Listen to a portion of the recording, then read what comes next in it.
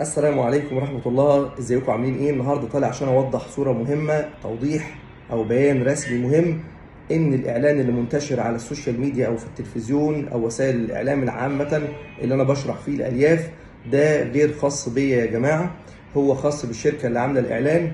هو انا كنت بشرح فيه الالياف والشركة طلبت مني ان انا اشرح الالياف بتعمل ايه، فهم عاملين بيه اعلان لنفسهم، بس للاسف بينسبوا الموضوع ده لدكتور هشام او الالياف دي خاصة بدكتور هشام، ليس لي أي علاقة بيها.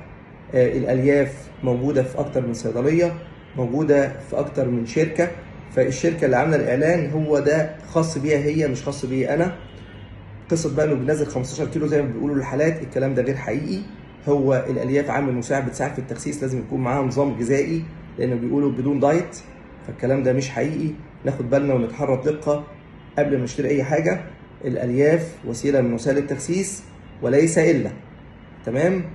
انا حبيت بس اوضح الرساله دي عشان كله ياخد باله ان الالياف ماليش اي علاقه بيها ولا تخص الدكتور هشام، عشان لو حد قال لهم ان دي بتاعت الدكتور هشام. مع السلامه.